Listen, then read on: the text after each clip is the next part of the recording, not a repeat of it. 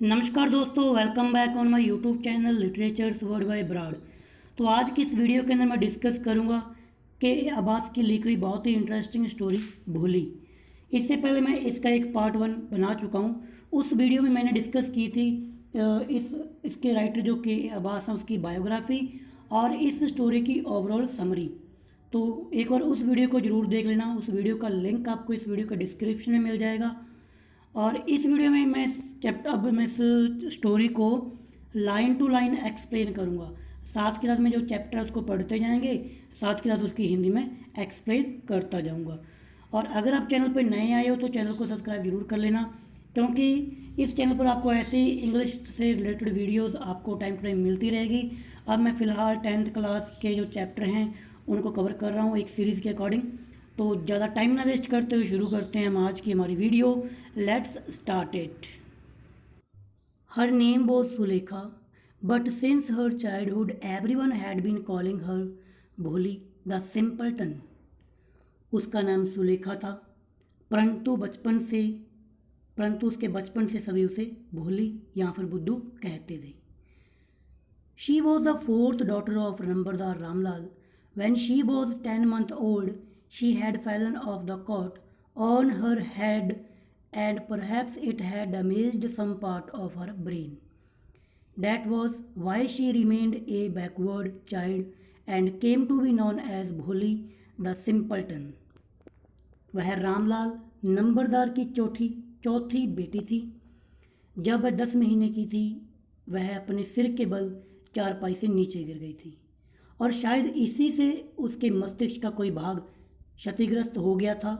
यही कारण था कि वह पिछड़ी हुई बच्ची यानी कि बैकवर्ड गर्ल रह गई और उसे भोली या फिर बुद्धू यानी कि सिंपल्टन्स के नाम से जाने लगा। At the birth the child was very fair and pretty, but when she was 2 years old she had an attack of smallpox. Only the eyes were saved, but the entire body was permanently disfigured by deep black pock marks. Little Sulekha could not speak till she was 5, and when at last she learned to speak, she stammered. The other children often made fun of her and mimicked her. As a result, she talked very little. जन्म के समय बच्ची बहुत गोरी और सुंदर थी, लेकिन जब वह 2 वर्ष की थी उस पर चेचक का आक्रमण हुआ। केवल आंखें ही बच पाई, परंतु बाकी सारा शरीर स्थायी रूप से गहरे काले चेचक के दागों से विकृत या फिर बिगड़ गया। 5 वर्ष की आयु तक नन्ही सुलेखा बोल नहीं सकी, और अंत में जब उसने बोलना सीख लिया वह अकलाने लगी। अकलाना होता है स्टमर। अन्य बच्चे प्राय उसका मजाक उड़ाते और उसकी नकल करते। नकल करने को कहते हैं मिमिक्री करना। परिणाम स्वरूप वह बहुत कम बोलती थी। Ramlal had 7 children, 3 sons and daughters, and the youngest of them was Boli. It was a prosperous farmer's household, and there was plenty of eat and drink. All the children except Boli were healthy and strong. The sons had been sent to city to study in schools and later in colleges. Of the daughters, Radha, the eldest, had already been married.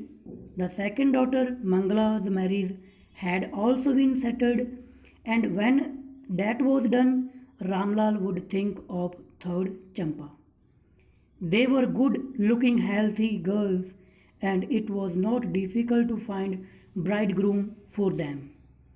Ramlal के 7 बच्चे थे, 3 बेटे और 4 बेटियां, और भोली उनमें से सबसे छोटी थी। यह एक समृद्ध होता है प्रोस्पीरियस किसान का कुटुंब था, और खाने पीने के लिए भरपूर था। प्लेंटी होता है भरपूर। भोली को छोड़कर सभी बच्चे स्वस्थ और हष्ट पुष्ट थे। बेटे विद्यालयों में अध्ययन करने के लिए नगर भेज दिए गए थे और बाद में कॉलेज में। बेटियों में सबसे बड़ी राधा का विवाह पहले ही संपन्न हो चुका था। दूसरी बेटी मंगला का विवाह भी तय किया जा चुका था। तय करना होता है सेटल करना। और जब वह संपन्न हो चुका होगा, रामलाल की तीसरी बेटी चंपा के बारे में सोचता है। वे सभी दिखने में अच्छी स्वस्थ लड़कियां थीं और उनके लिए वर ढूंढना कोई मुश्किल नहीं था। वर होता है ब्राइड ग्रूम, यानी कि लड़कों को तीनों को शहर भेज दिया। 3 लड़कियों में से एक की शादी हो चुकी है, दूसरी का रिश्ता हो चुका है, तीसरे के बारे में वो सोचेगा। बट ये 3 लड़के और 3 लड़कियां अच्छी थी हेल्थ के अकॉर्डिंग। बस भोली थी जो छोटी थी, बोलती नहीं थी, चेहरे पे दाग थे, कुछ ना कुछ उसके अंदर कमियां थी। But Ramlal was worried about Bholi. She had neither good looks और नॉर इंटेलिजेंस। लेकिन रामलाल भोली के बारे में चिंतित था। वह न तो सुंदर थी न ही बुद्धिमान। क्योंकि देखो, रामलाल उन लड़कियों का पिता है, उन्हें उन 3 लड़कों की कोई फिक्र नहीं है, वो बढ़िया स्कूल में पढ़ रहे हैं। जो 3 बड़ी लड़कियां हैं वो अच्छी है, उनकी कोई फिक्र नहीं है। भोली के बारे में चिंतित था क्योंकि वो ना तो सुंदर थी ना ही बुद्धिमान। भोली was 7 years old when Mangala was married. The same year, a primary school for girls was opened in their village. The Tahsildar Sahib came to perform its opening ceremony. He said to Ramlal, "As a revenue official, you are the representative of the government in the village, and so you must set an example for villagers. You must send your daughters to school." जब मंगला का विवाह हुआ था तो भोली उस time 7 साल की थी। उसी साल उनके गांव में लड़कियों के लिए एक प्राथमिक विद्यालय खोला गया। तहसीलदार साहब उसका उद्घाटन करने के लिए आए। उन्होंने रामलाल से कहा, राजस्व अधिकारी के तौर पर तुम इस गांव में सरकार के प्रतिनिधि हो। प्रतिनिधि यानी कि रिप्रेजेंटेटिव, और इसलिए तुम्हें ग्रामवासियों के समक्ष एक उदाहरण पेश करना चाहिए। तुम्हें अपनी बेटियों को स्कूल अवश्य भेजना चाहिए कि तुम गवर्नमेंट के अधिकारी हो तो स्कूल खुला है, पहले आप किसी अपनी लड़कियों को स्कूल में ज़रूर भेजें ताकि उससे लोग कुछ सीख सकें। That night when Ramlal consulted his wife, she cried, "Are you crazy? If girls go to school, who will marry them?" उस रात्रि जब रामलाल ने अपनी पत्नी से सलाह मांगी, वह चिल्लाई, क्या तुम मूर्ख हो गए हो? यदि लड़कियां स्कूल गई तो उनसे शादी कौन करेगा? But Ramlal had not the courage to disobey the tahsildar. At last his wife said, "I will tell you what to do. Send Bholi to school. As it is, there is a little chance to her getting married. With her ugly face and lacks of sense, let the tehsildar at school worry about her." लेकिन रामलाल में तहसीलदार की अवज्ञा यानी कि disobey करने की हिम्मत नहीं थी। अंत में उसकी पत्नी बोली, मैं आपको बताऊंगी क्या करना है। भोली को स्कूल भेज दो। जैसी स्थिति है उसके विवाह की संभावना बहुत कम है, उसके कुरूप चेहरे और समझ में कमी के कारण।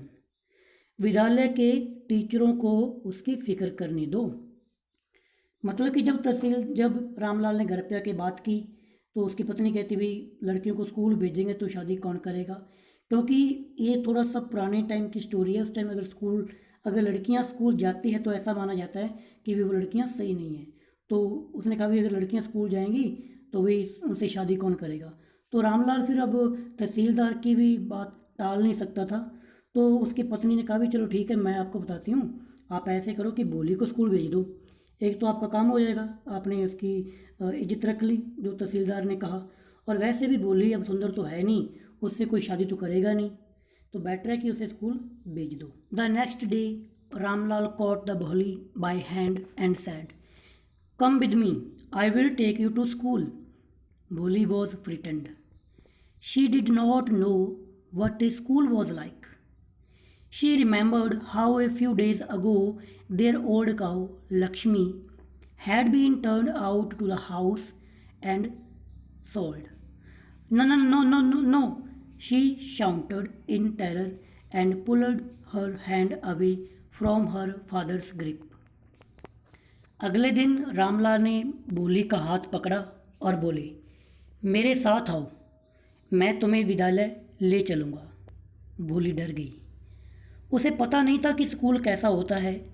उसे याद आया कि किस प्रकार कुछ दिन पहले उनकी बूढ़ी गाय लक्ष्मी को घर से बाहर निकाल दिया गया था और बेच दिया गया था। नहीं नहीं नहीं, वह अत्यधिक भय से चीखी। चीखना होता है शाउट। पिता की पकड़ से अपनी हाथ छुड़ाकर भाग गई। पकड़ होता है ग्रिप। मतलब कि भोली को लगा कि जिस प्रकार गाय को घर से बाहर ले गए थे, अब मेरे को भी लेके जा रहे हैं तो मेरे को बाहर बेच देंगे कहीं पे। उसको नहीं पता कि स्कूल कैसा होता है, कैसा दिखता है। What is the matter with you, you fool? shouted Ramlal. I am only taking you to school. Then he told his wife, let her wear some decent clothes today, or else what will the teachers and the other schoolgirls think of us when they see her? तुम्हारे साथ क्या बात है, अरे मूर्ख, रामलाल चिल्लाया। मैं तुम्हें स्कूल ही तो लेके जा रहा हूँ। तब उन्होंने अपनी पत्नी से कहा, आज इसे कुछ ढंग के कपड़े पहनाओ, अदरवाइज़ शिक्षक और विद्यालय की और लड़कियां हमारे बारे में क्या सोचेगी जब वो इसे देखेंगी।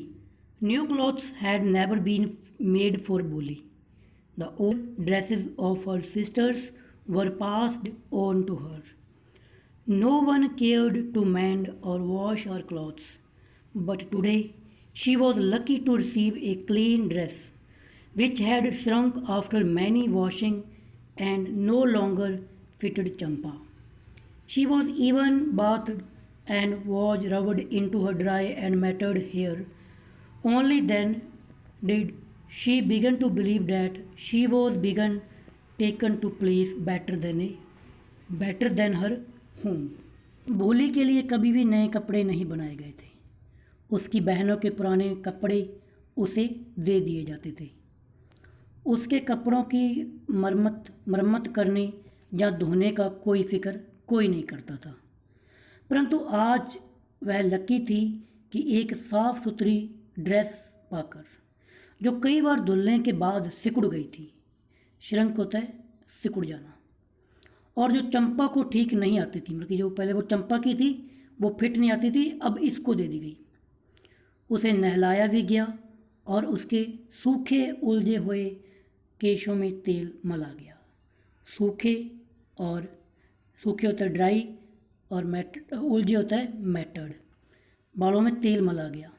केवल तभी उसे विश्वास करना प्रारंभ किया कि उसे उसके घर से बेहतर स्थान पर ले जाया जा रहा था। When they reached the school, the children were already in their classrooms. Ramlal handed over his daughter to the headmistress. Left alone, the poor girl looked about her with fear-laden eyes. There were several rooms, and in each room girls like her squatted on mats, reading from books or writing on slate. The headmistress asked Boli to sit down in corner in one of classroom. जब वे विद्यालय पहुँचे, बच्चे पहले से अपनी कक्षाओं में थे। रामलाल ने अपनी बेटी प्रधाना अध्यापिका को सौंप दी। अकेली रह जाने पर बेचारी लड़की ने भयभीत आँखों से अपने चारों ओर देखा। भयभीत आँखें यानी कि फियर लिडेड आइज़। वहाँ अनेक कमरे थे और प्रत्येक कमरे में उसके जैसी लड़कियाँ चटाई पर उकड़ू बैठी हुई थी। उकड़ू बैठना होता है स्क्यूटेड ऑन मैट्स। पुस्तकें पढ़ रही थी या स्लेटों पर लिख रही थी। प्रधानाध्यापिका ने भोली से उन कक्षाओं में से एक कोने में बैठ जाने को कहा। तो दोस्तों ये था पार्ट 2 भोली स्टोरी का। अब आपसे मुलाकात होगी नेक्स्ट वीडियो यानी कि पार्ट 3 में। मिलते हैं नेक्स्ट वीडियो में। अगर आपको मेरा नरेशन अच्छे से समझ में आ रहा है तो प्लीज़ कमेंट बॉक्स में ज़रूर लिख दिया करो कि अच्छा लगा या फिर नहीं लगा। अगर आपके कुछ सुझाव हैं तो वो भी आप मेरे को दे सकते हैं। तो मिलते हैं नेक्स्ट वीडियो में। तब तक के लिए बाय बाय, थैंक यू।